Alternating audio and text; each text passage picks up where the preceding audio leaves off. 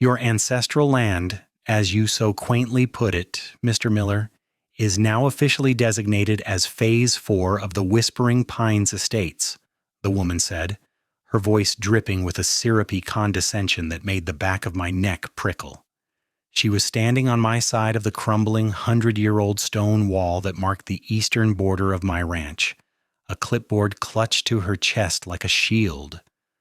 Her name, I had just learned from a thoroughly intimidated construction foreman, was Karen Thompson, and she was the president of the Homeowners Association for the Beige Sea of McMansions that had metastasized over the last decade, creeping ever closer to my property line. Behind her, the low growl of a bulldozer punctuated the morning quiet, its blade already having scraped a raw red wound into the pasture my grandfather had hand-seeded. "We filed all the necessary permits with the county," she continued, adjusting her floral print blouse that was straining at the seams. "The zoning was re-evaluated and this parcel was found to be underutilized. So, if you have a problem with it, I suggest you take it up with the county zoning board, which, as it happens, I co-chair." She gave me a smile that was all teeth and no warmth, a predator's smile. It was a declaration of war delivered on a sunny Tuesday morning with the scent of freshly turned earth and diesel fumes hanging in the air. This wasn't just a mistake. This was a hostile takeover, cloaked in the bland language of municipal bureaucracy. That moment, right there, with the sun in my eyes and the sound of my land being torn apart behind her smug face, was the beginning of the end for her. She just didn't know it yet. She saw a retired old soldier in a faded flannel shirt and dusty boots. She had no idea who she was dealing with. If you've ever had a run-in with a power-tripping HOA board member who thinks they're the queen of a tiny beige kingdom, you know exactly the kind of person I was facing. Go ahead and hit that subscribe button, and while you're at it, drop a comment down below and tell me where you're watching from, or share your own HOA nightmare. It seems like everyone has one these days, but I promise you, mine takes the cake. Now let me tell you about that land. It wasn't just some underutilized parcel. It was 150 acres of rolling Texas hill country that my great-grandfather, a German immigrant with calloused hands and a stubborn heart, bought in 1919. He paid for it with sweat and sacrifice, clearing the mesquite and rock by hand, building the original stone house that still stood as the core of my own home. That land had seen 4 generations of Millers born, raised, and buried. The creek that ran through the eastern pasture, the very pasture Karen was claiming, was where my father taught me to fish. The massive, sprawling live oak near the property line was where I'd carved my initials next to my wife Sarah's inside a lopsided heart 35 years ago. Every inch of that ranch was soaked in memory, in family history. It was more than property. It was my heritage, my sanctuary. After 25 years in the Army, rising to the rank of Master Sergeant, I'd come back to this place for peace. I'd had enough of conflict, of fighting over lines on a map in places I couldn't pronounce. All I wanted was to feel the sun on my face, work my cattle, and listen to the cicadas buzz in the evening, a soundscape of pure, unadulterated tranquility. The Whispering Pines Estates had been a distant annoyance at first, a blot on the horizon. We'd watch their identical houses pop up, row after cookie-cutter row, swallowing the open land to the east. We called them the beige people. They had rules for everything. The color you could paint your door, the type of flowers you could plant, the number of days a garbage can could be visible from the street. It was a world I didn't understand and wanted no part of. But they were on their side of the fence, and I was on mine. Or so I thought. The confrontation with Karen didn't happen in a vacuum. It was the culmination of a week of simmering dread that began the moment I returned from visiting my son Mark at West Point. I'd been gone for 10 days, a proud father watching his boy endure the rigors of beast barracks, the same crucible I'd gone through decades earlier. When Sarah and I pulled back onto our long gravel driveway, the first thing I noticed was the unfamiliar glint of metal in the eastern pasture. It was a surveyor's tripod. Then I saw the stakes, driven into the ground with little pink plastic ribbons fluttering in the breeze, marking out a grid across the very land Karen was now claiming. They weren't just near my property line, they were a good 200 yards inside it, encompassing the entire 15-acre pasture that bordered the HOA, including the creek and my grandfather's old oak tree. A cold knot formed in my stomach. I walked the line, the old stone wall my great-grandfather had built. It had stood as the undisputed boundary for over a century. The survey stakes mocked it, creating a new artificial reality. The next morning, the bulldozer arrived. I confronted the operator, a man with a sunburned neck and weary eyes who just shrugged and pointed me toward his foreman. The foreman, a harried-looking man named Dave, pulled out a rolled-up set of plans. "Look, man, I just go where the plans tell me to go," he said, unrolling the blueprint on the hood of his dusty pickup. "See?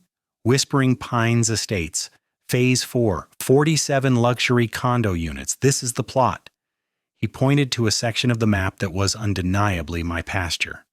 The plans were professionally drawn, stamped with what looked like an official county seal. My land was labeled Parcel 7B, designated for multifamily residential development. It was surreal, like looking at a map of an alternate universe. "Who gave you these plans?" I asked, my voice dangerously calm. "The developer. The HOA president, Karen Thompson," he replied, and that's when he gave me her name and pointed me toward the pristine, manicured entrance of the subdivision. That's what led me to her standing there on my land, delivering her ultimatum with the casual arrogance of a colonial governor annexing a new territory. After she dismissed me with that chilling smile, I just stood there for a long moment watching her walk back toward her kingdom of beige. The bulldozer roared back to life, its metallic screech a physical insult. I didn't yell. I didn't make threats. My training had taught me that the moment you lose your cool is the moment you lose. I turned, walked back to my house, and felt the solid oak door click shut behind me. The war had begun.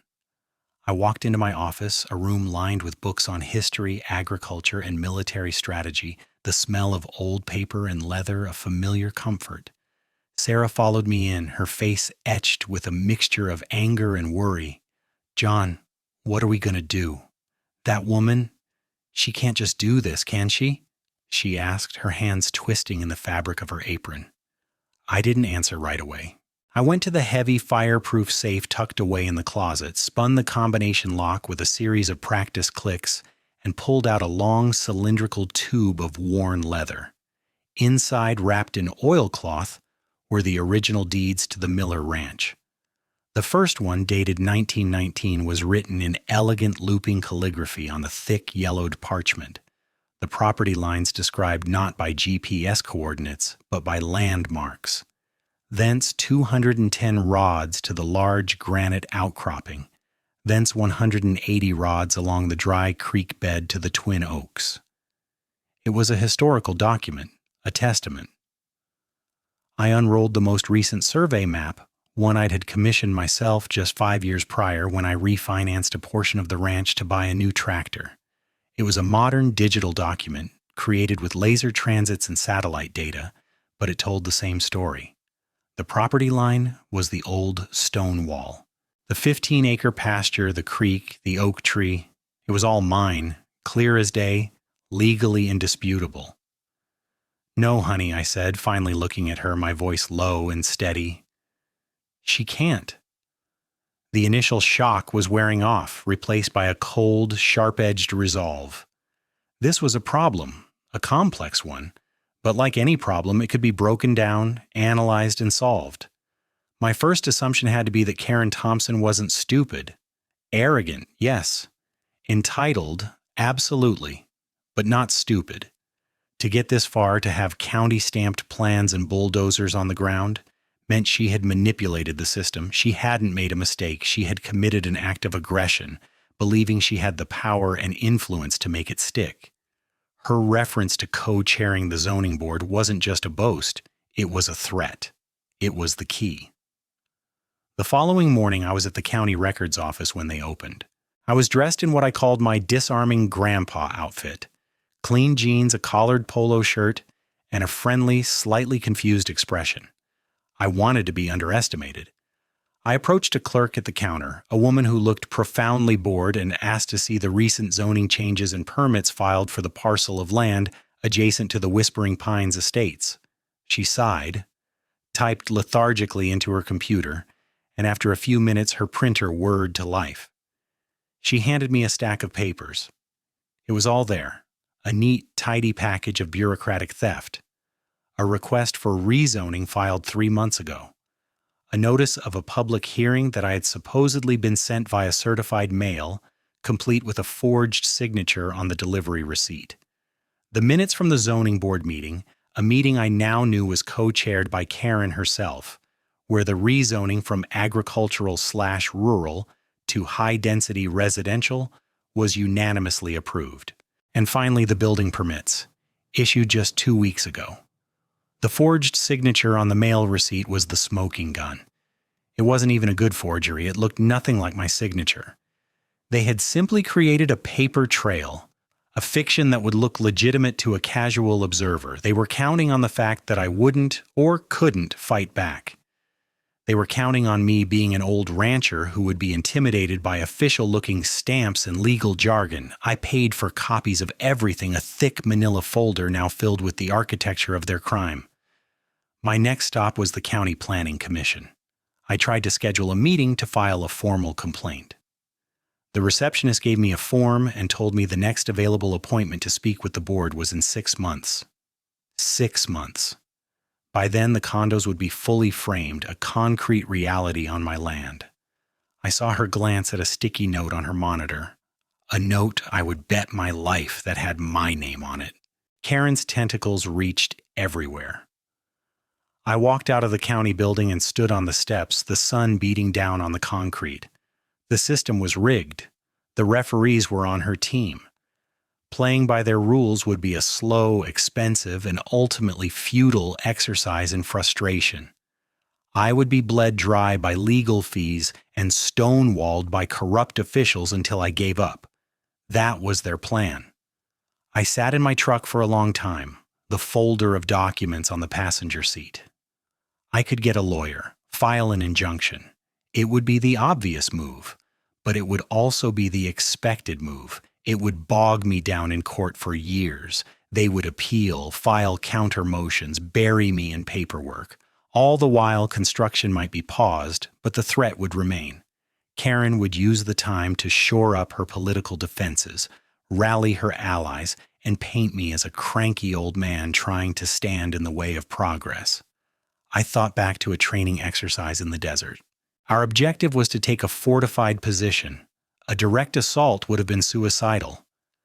My commanding officer, a man I respected immensely, taught us a valuable lesson that day. He said, "Never fight the enemy on their terms. Let them think they're winning. Let them get comfortable.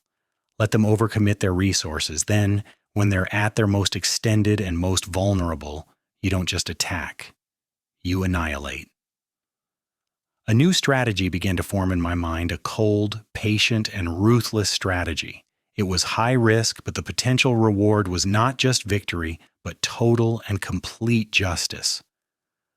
I started the truck, a grim smile touching my lips for the first time in days. Karen Thompson wanted my land. Fine. I was going to let her have it. I was going to let her build her 47 luxury condos. I was going to let her and her HOA sink every last dollar they had and every dollar the bank would lend them into building a multi-million-dollar monument to their own greed on my property. And when they were finished, when the last brick was laid and the last dollar was spent, I was going to take it all away from them. I drove home and laid everything out on the massive oak dining table that had hosted generations of Miller family dinners. The forged mail receipt, the zoning records, the falsified meeting minutes, my own pristine deeds and surveys. Sarah watched me, her arms crossed. "You're not going to just let them do this, are you, John?" Her voice was tight with anxiety. I looked up from the papers, my mind a whirlwind of tactical calculations. "No," I said calmly. "I'm not going to let them, but I'm also not going to play their game. We can't win in their rigged system. An injunction will get tied up in court for years. They'll appeal, they'll delay, and we'll bleed money. I took a deep breath and laid out the new plan, the one that had crystallized on the drive home. We're going to let them build it. Sarah's eyes widened in disbelief. What? John, have you lost your mind? Let them build condos on our pasture, on Grandpa's land? Listen to me, Sarah. This isn't about giving up. It's about changing the battlefield. I stood up and started pacing, the way I used to in a command tent before a mission. Right now it's their word against ours over a piece of dirt. They have falsified documents, but they also have political cover. If we let them build, the stakes change. It's no longer about a piece of pasture, it's about a $20 million development. They are taking out a massive construction loan, I guarantee it. The HOA members are on the hook for that. The bank is on the hook. And most importantly, Karen is on the hook. Every day they work, they are digging their own hole deeper. They are creating evidence. They are investing their entire financial future into a project built on a foundation of sand. I stopped pacing and looked her in the eyes. We're not going to be the ones fighting to stop something. We're going to be the ones who own the finished product. We will wait until the last nail is hammered in, the last coat of paint is dry. Then we will walk into court with an ironclad, undeniable claim of title and proof of their fraud. The court won't just give us our land back. It will give us the land and everything sitting on it. We won't be asking for an injunction. We'll be foreclosing on a fraudulent investment. She was silent for a long time, studying my face. She knew me. She knew the look in my eyes when I had settled on a course of action. It was the same look I'd had before each of my deployments.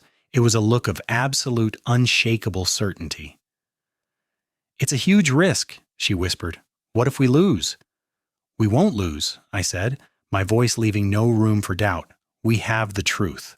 And we're going to have a mountain of their own mistakes to bury them with." The next day, the real work began. I was no longer a rancher. I was an intelligence officer gathering intel on an enemy target. The first step was surveillance. I owned a high-end drone, a DJI Mavic 3, which I used for checking fence lines and locating stray cattle across the sprawling ranch. Now it had a new purpose. Every morning at sunrise, I would send it up.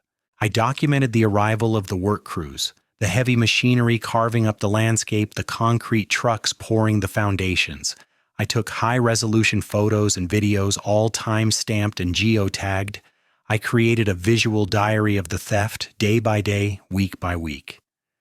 Next, I went to a specialty electronics store in the city and bought a dozen motion-activated trail cameras, the kind hunters use. Under the cover of darkness, I moved along the old stone wall and placed them in strategic, hidden locations in the trees. These weren't for watching deer, they were for capturing close-up footage of the construction, for recording conversations of the workers, for documenting every vehicle license plate that entered my property. Any conversation that happened near the property line, I would have on tape. I began a new routine. Every morning, I worked the ranch as usual, but my afternoons were spent in my office, which I had converted into a makeshift operations center. I downloaded the drone footage, cataloged the photos, and transcribed any audible conversations from the trail cam audio. I created a detailed log: date, time, activity, personnel present, vehicles identified. It was meticulous, tedious work, but I knew every data point was another nail in Karen's coffin. I also started digging into Karen Thompson herself. It's amazing what you can find in public records if you know where to look. Property records, business filings, political campaign donations, even old court cases. A picture began to emerge of a woman who had leveraged a small-time HOA presidency into a position of significant local power. She sat on not just the zoning board, but 2 other county committees as well. She ran a small consulting firm from her home, Thompson Community Solutions, which I discovered had received consulting fees from several developers who had subsequently received favorable zoning variances. It reeked of graft. I reached out to an old friend from my Army days, Mike Repo Riley. Repo had been in signals intelligence and was now a forensic accountant, a bloodhound who could sniff out a single fraudulent dollar in a mountain of financial statements. I called him up. Repo, it's Sarge. I've got a situation here. It's off the books, personal. I explained the whole sordid affair. He was silent for a moment on the other end of the line, and then he let out a low whistle. Sarge, you've stepped in it. This Karen sounds like a piece of work. That's an understatement, I replied. I need you to do what you do best. I want to know everything about the Whispering Pines HOA's finances, their budget, their reserve funds, and especially the loan for this Phase 4 project. I want to know who the lender is, what the terms are, and how leveraged they are. Consider it done, Sarge, he said. The first consultation is always free for family, and you, my friend, are family. The gears were in motion. While the bulldozers and construction crews worked feverishly on my land, building Karen's monument to her own ego, I was quietly, patiently building my case. The anger I felt that first day had sublimated into a cold, focused purpose. This was no longer just about my land. It was about a principle. It was about dismantling a corrupt system, one piece of evidence at a time. Karen thought she was building her legacy. She had no idea she was just the primary contractor on her own destruction. The weeks turned into a month, then 2. The raw, red scar on my pasture slowly transformed. The concrete foundations were poured, a grid of gray rectangles that looked like a bizarre archaeological dig. Then, the skeletons of the buildings began to rise, wooden frames reaching for the sky like skeletal fingers. Every morning I'd watch them from my porch, a cup of coffee in my hand, my face a mask of calm neutrality. The construction crews grew accustomed to seeing me. I'd give them a simple nod, never showing the cold fury that simmered just beneath the surface. They were just men doing a job, pawns in Karen's game. My war was not with them. Sarah, God bless her, had come to understand the strategy. She still hated the sight of the construction, the constant noise, the violation of our peace. But she saw the methodical way I was working, the stacks of evidence growing on the dining table, and her fear was slowly replaced by a quiet, steely resolve that matched my own. Just tell me when, she'd say, looking at the folders of photos and logs. I want a front row seat when that woman's world comes crashing down. My investigation into Karen and the HOA began to yield fruit. My friend Repo, the forensic accountant, worked his magic. He managed to get his hands on the HOA's financial disclosures through a series of perfectly legal, if obscure, public information requests. The picture they painted was grim. The Whispering Pines. HOA was operating on a razor-thin margin. They had recently spent a fortune on a new resort-style community pool and a clubhouse renovation, draining their reserve funds. To finance the Phase 4 condo project, they had taken out a staggering $18 million construction loan from a regional bank. Repo dug into the loan documents.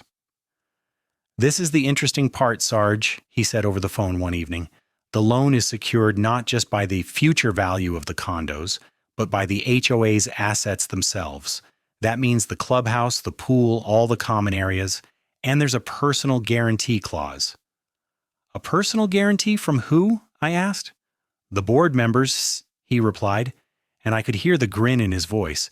Karen Thompson and the other 4 members of the HOA board personally guaranteed a portion of the loan. If the project fails and the HOA defaults, the bank can go after their personal assets, their houses, their savings, everything. This was better than I could have hoped for. Karen hadn't just bet the community's money. She had bet her own. Her arrogance had led her to take a risk that could utterly ruin her. The trap was now even more perfect. While Repo was digging into the financials, I started a different kind of reconnaissance. I began talking to my actual neighbors, the other ranchers and longtime residents who lived on the outskirts of the Beige Kingdom. I'd run into Old Man Hemlock at the feed store. His family had owned the land west of me for just as long as mine had. Heard you got some new construction over on your east pasture, he said. his eyes crinkling under the brim of his cowboy hat. That HOA president Karen, she's a real viper. Tried to find me 2 years ago because my barn was, and I quote, not aesthetically harmonious with the community's visual standards. My barn was here 50 years before her community was a twinkle in some developer's eye. A few days later, I spoke with the widow Jensen, who lived on a small plot south of the HOA. She told me how the HOA had tried to force her to connect to their sewer system at a cost of $15,000, even though her septic system was perfectly fine and county approved. She had to hire a lawyer to fight them off. A pattern emerged. Karen and her board weren't just content to rule over their own subjects. They were engaged in a campaign of imperial expansion, trying to bully and intimidate everyone around them into compliance with their absurd standards. They were bullies, plain and simple, using the HOA's legal structure as a weapon. These stories were more than just gossip. They were evidence of a pattern of abuse and overreach. I documented each one, getting sworn affidavits from Hemlock and Mrs. Jensen. These would demonstrate to a judge that the theft of my land wasn't an isolated incident, but part of a larger strategy of predatory behavior. My alliance was growing. The final piece of the puzzle was legal counsel. I knew I couldn't use a local lawyer. Karen's influence was too pervasive. I needed an outsider, a shark. Through my veteran network, I found him. His name was Ben Carter. A former JAG officer who had served in Iraq, he was now a partner at a big firm in Austin. He was young, sharp, and had a reputation for taking on complex property and fraud cases. I scheduled a meeting and drove to Austin with a heavy briefcase. I laid everything out for him in a glass-walled conference room high above the city. My deeds, the forged documents, the photos, the drone footage, Repo's financial analysis, the affidavits from my neighbors. I explained my strategy of waiting for construction to complete. He listened intently, his face impassive. When I finished, he leaned back in his chair and steepled his fingers. "Master Sergeant," he began, the formal address a sign of respect between fellow veterans. "This is the most audacious and beautifully documented case of title fraud I have ever seen. Your patience, letting them build, it's strategically brilliant. Most people would have run right into the wood chipper of injunctive relief." He stood up and walked to the window, looking down at the city below. They haven't just committed fraud, they've engaged in what could be construed as a criminal conspiracy, forgery, wire fraud, potentially even RICO violations if we can prove a pattern of racketeering activity with her consulting firm. He turned back to me, a predatory glint in his eye that mirrored Karen's. But this one was on my side. "I'll take this case. And I'll do it on contingency. My firm will cover all the upfront costs. Our payment will be a percentage of the final settlement or judgment, because, Mr. Miller, we are not going to just get your land back. We are going to own the Whispering Pines Homeowners Association. We are going to dismantle Karen Thompson's little empire, brick by fraudulent brick." I drove home from Austin feeling a weight lift from my shoulders for the first time in months. I had my team. The intelligence officer, the forensic accountant, and the legal special forces operator. The trap was set. All we had to do now was wait for the enemy to walk into it. And every day, as the condos grew taller, they marched closer and closer to their own oblivion. The summer heat settled over the hill country like a thick blanket. The construction on my pasture intensified, a frantic race against the calendar. The wooden skeletons of the 47 condo units were fleshed out with sheathing, then wrapped in vapor barrier. Windows were installed, reflecting the wide Texas sky.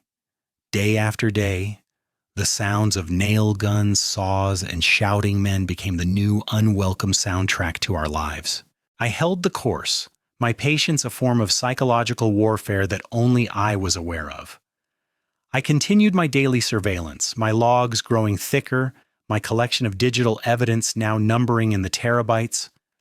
Ben Carter, my lawyer, was a whirlwind of quiet activity. He filed a series of carefully worded inquiries and document requests with state and federal agencies far outside the reach of Karen's local influence. He was building the legal framework for our attack, ensuring that when we struck, it would be from a position of unassailable strength. He discovered that the bank that had issued the construction loan had done so based on a title report that was, to put it mildly, flawed. The title company, a small local outfit, had apparently missed or ignored a century of clear title records for my ranch. Ben suspected they were either incompetent or complicit. "We'll deal with them later," he told me over the phone. "Right now, they're just another link in the chain of liability that leads back to Karen." One afternoon, I was out mending a fence on the far western edge of my property, as far from the construction noise as I could get, when a familiar truck rumbled up the path. It was Old Man Hemlock. He got out, his movement slow and deliberate, and leaned against the fence post next to me. "John," he said, skipping the pleasantries, "I've been talking to some other folks. The Jensens, the Clarks over on the north side. We're all sick of that woman and her HOA. What you're doing, fighting back. We want in, whatever you need. We'll sign whatever you need. We'll show up in court. We'll stand with you." It was a pivotal moment. This was no longer just my fight. It had become a community stand against a bully. I had spent my military career as part of a brotherhood, and in my quiet retirement, I had felt the absence of that camaraderie. Now, here it was again, in a different form. A small band of stubborn, independent landowners united against a common threat. "I appreciate that, Henry," I said, my voice thick with emotion I didn't expect. "More than you know. My lawyer Ben will be in touch. Your stories are important. They show a pattern." Over the next few weeks, Ben's paralegal collected detailed sworn statements from half a dozen other property owners who had been harassed, fined, or threatened by Karen's HOA.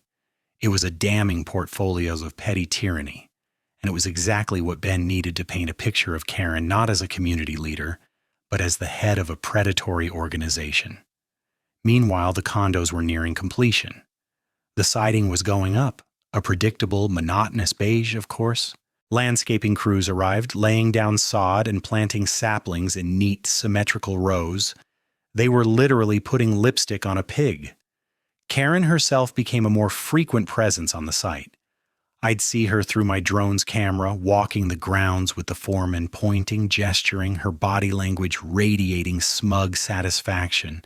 She was the queen surveying her new colonial acquisition.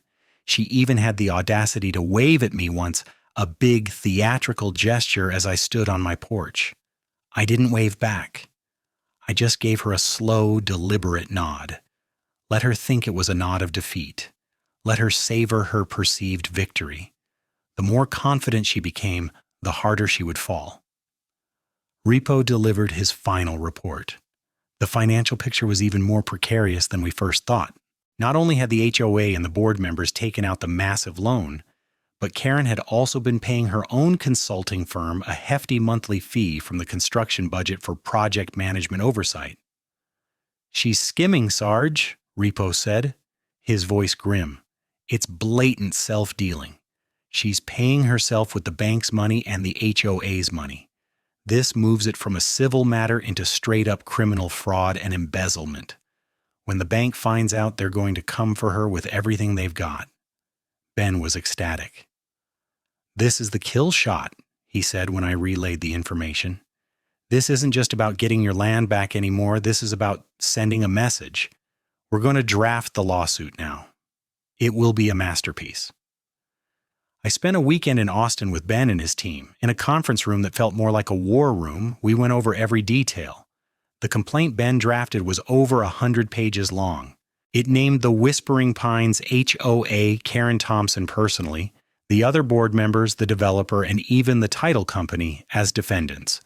It laid out the case with military precision, starting with my family's century of ownership and ending with Karen's embezzlement.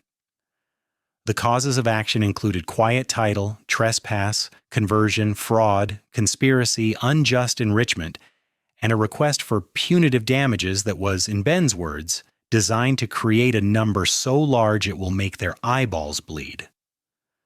The legal term for what we were doing was slander of title, but on a scale that was almost unprecedented.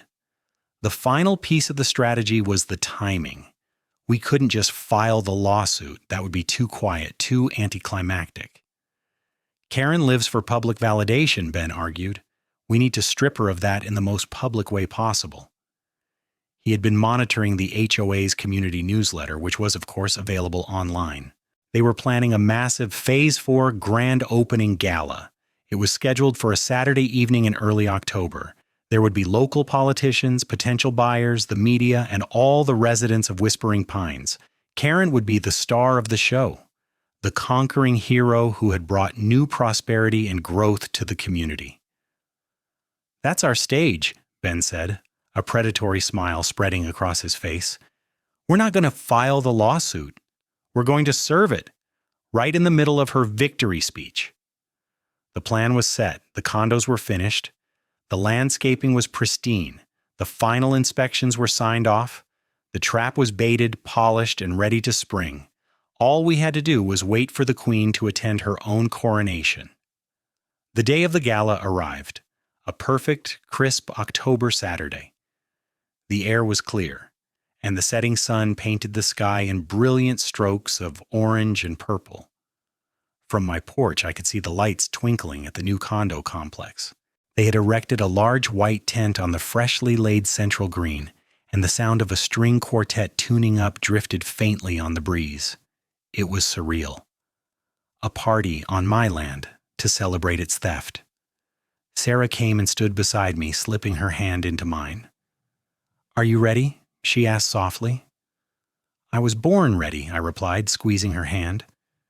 There was no anger left, no anxiety, just a profound and powerful sense of calm, the kind of calm that comes before a perfectly executed operation. At 7 p.m., Ben Carter's black Cadillac Escalade rolled up my driveway. He stepped out, dressed in a perfectly tailored dark suit that screamed expensive lawyer. With him were two other men. One was a burly, no-nonsense individual I recognized as a professional process server. The other was a younger man carrying a large briefcase. "Evening, John," Ben said with a crisp nod. "Showtime." We didn't drive to the main entrance of Whispering Pines. That would be expected.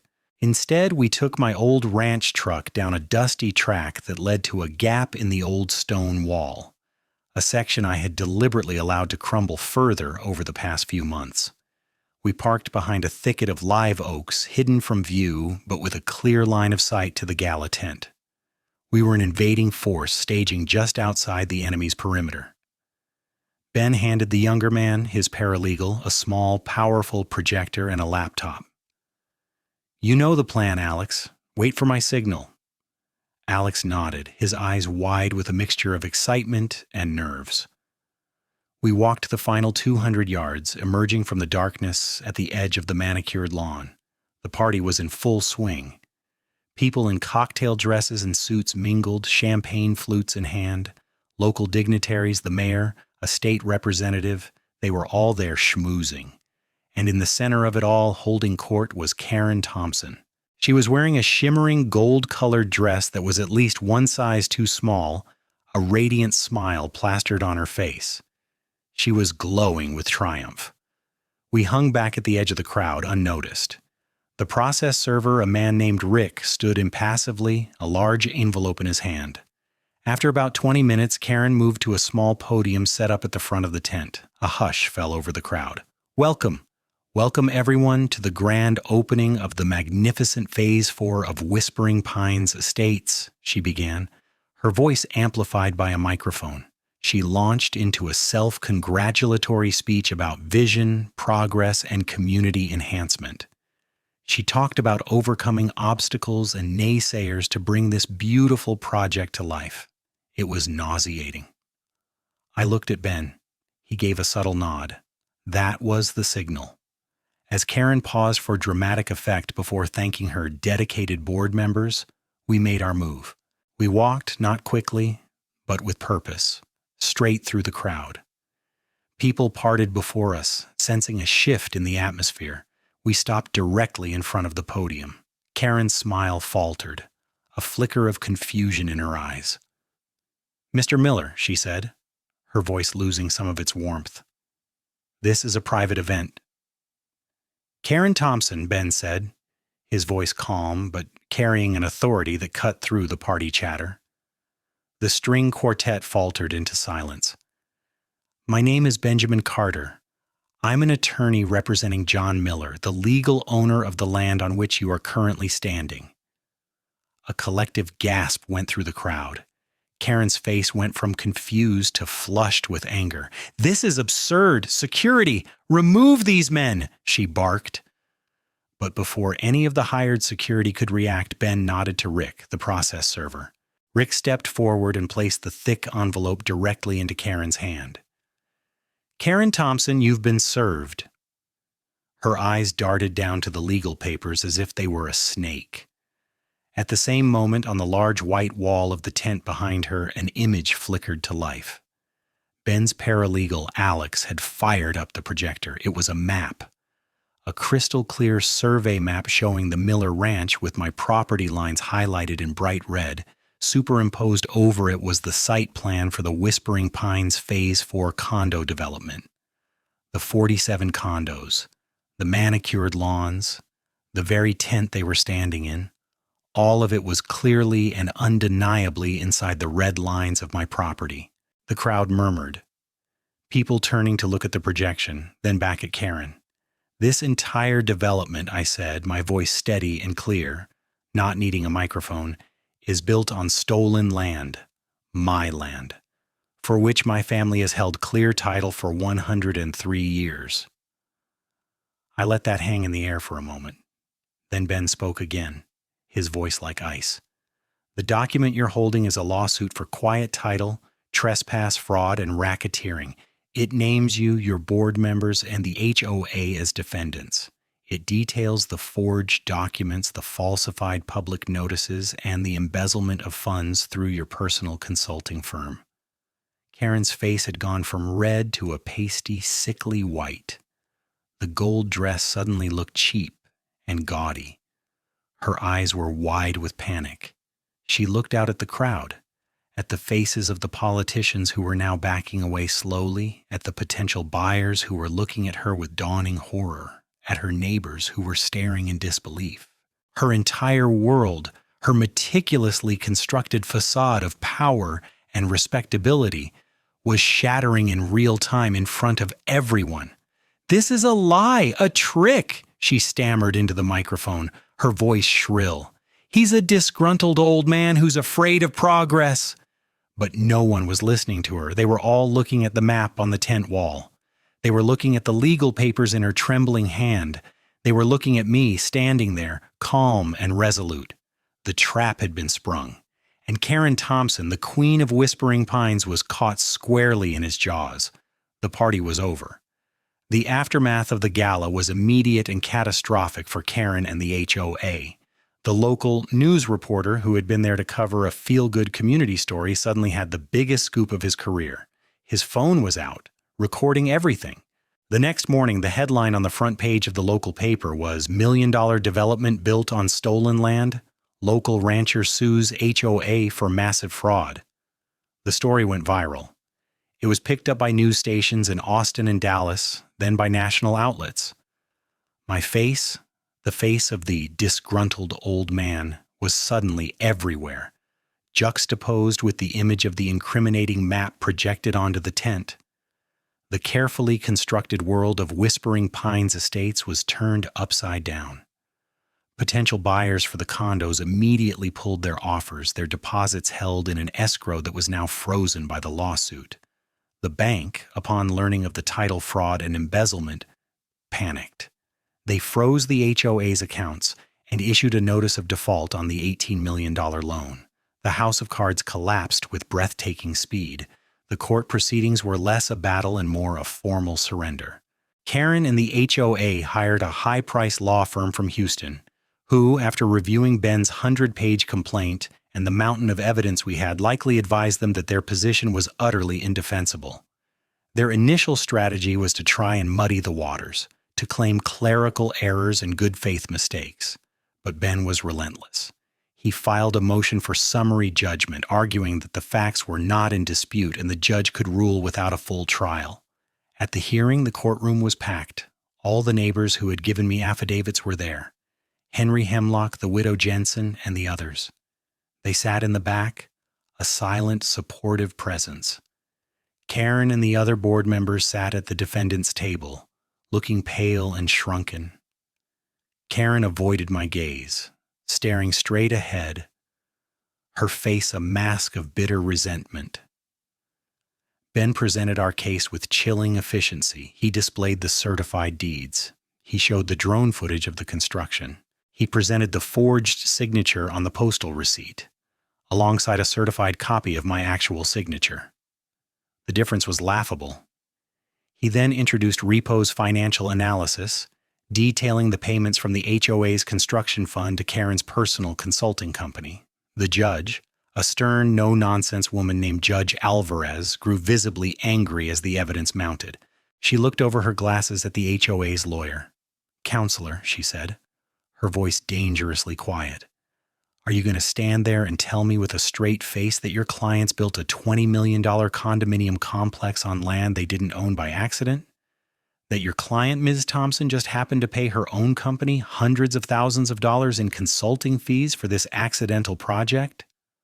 The lawyer, a man in a suit that probably cost more than my first truck, could only stammer, "Your Honor, we contest the interpretation of these facts." Judge Alvarez cut him off. "I'm sure you do." She turned her attention to Karen. "Ms. Thompson, did you or did you not co-chair the zoning meeting where this parcel was rezoned?" Karen, under oath, had to admit that she did.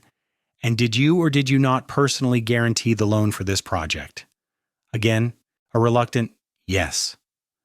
The judge leaned back in her chair. "I've seen enough. Motion for summary judgment is granted in favor of the plaintiff, Mr. Miller. The court finds that Mr. Miller holds clear and undisputed title to the property in question. The structures built upon said property were done so fraudulently and without legal right." She wasn't finished.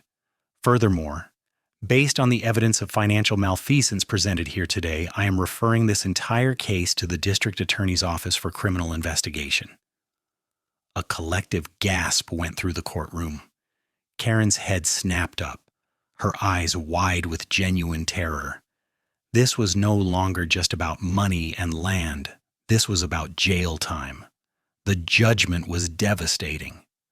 The court affirmed my ownership of the land and all improvements thereon, the 47 luxury condos, the manicured lawns, the pipes, the roads. They were all mine. The HOA was ordered to pay punitive damages totaling $10 million, a sum designed to bankrupt them, which it promptly did. The Whispering Pines HOA filed for Chapter 7 bankruptcy a week later. The bank, left with a massive defaulted loan, went after the board members who had signed the personal guarantees. Karen's beige McMansion went up for sale. Her assets were seized.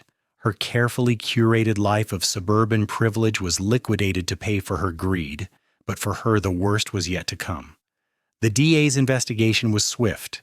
Faced with overwhelming evidence of fraud, forgery, and embezzlement, Karen Thompson was indicted by a grand jury. The woman who had condescendingly told me my land was hers was now facing a criminal trial. Her mugshot splashed across the very news outlets that had once celebrated her as a community leader. The war was over. The victory was absolute. I stood on my porch, looking out at the silent, empty condo buildings.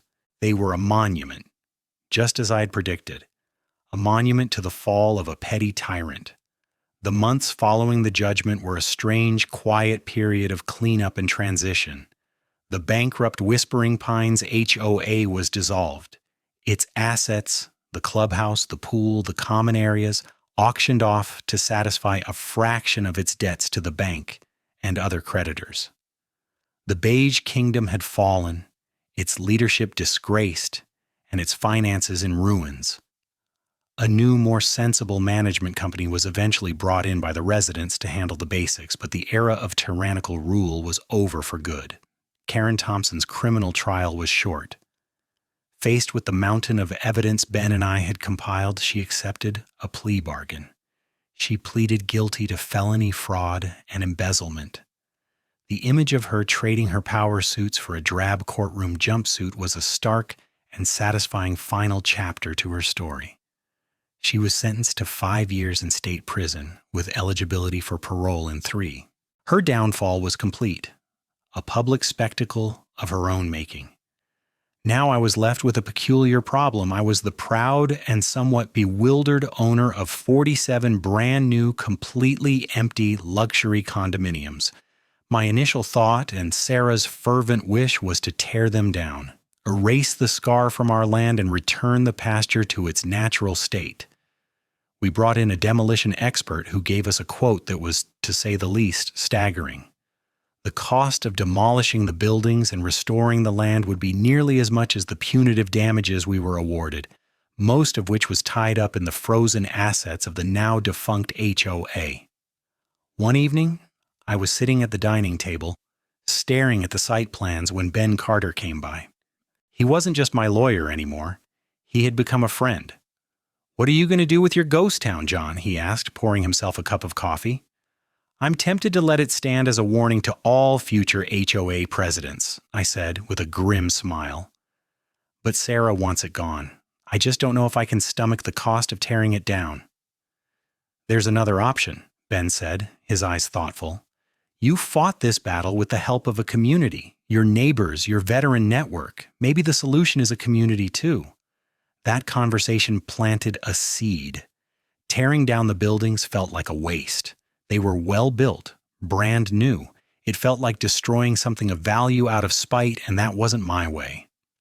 The next day I made a few phone calls. I started with the vet network that had led me to Ben. I spoke to a nonprofit organization that helped disabled and homeless veterans. I told them my story and the strange situation I found myself in. A week later, a team from the organization drove out to the ranch. I gave them a tour of the empty condos. They were amazed. The units were spacious, with wide doorways and ground floor access, easily adaptable for accessibility. The woman who ran the nonprofit, a retired Air Force colonel, looked at me with tears in her eyes. "Mr. Miller," she said, "do you know what this could be? This isn't a ghost town. This is a sanctuary. This could be a home for dozens of men and women who have served this country and have been left behind." A new plan began to form, one far more meaningful than simply restoring a pasture. It was a chance to turn an act of greed into an act of grace. With Ben's legal guidance and the nonprofit's expertise, we established a new charitable trust. I donated the entire 15-acre parcel and the 47 condo buildings to this new trust. We called it Valor Point. We worked with the VA and other veteran support groups to identify candidates for residency. These weren't just going to be apartments, it was going to be a true community, with on-site support services, job training, and counseling for vets dealing with PTSD and other challenges of transitioning back to civilian life. My old neighbors, Henry Hemlock and the others, stepped up once again. Hemlock, a skilled woodworker, offered to run a workshop to teach residents carpentry skills. Mrs. Jensen, a master gardener, volunteered to help design and manage a large community garden in the central green space. My wife, Sarah, who had been a nurse before we had our son, started organizing wellness programs. The transformation was incredible to watch. The silent, sterile condos were filled with life.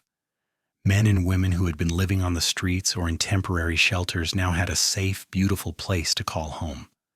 The sound of construction was replaced by the sound of laughter, of children playing, many of the vets had families, and of a community being born. I didn't tear down the monument to Karen's greed. We repurposed it, we sanctified it, we turned a symbol of theft and arrogance into a beacon of hope and healing. The final confrontation wasn't in a courtroom or at a gala, it was in my own heart, deciding what to do with the spoils of war. And I had chosen to build, not destroy.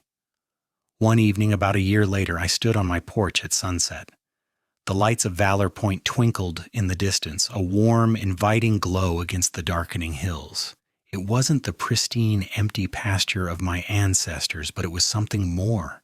It was a legacy. I had protected my family's land, yes.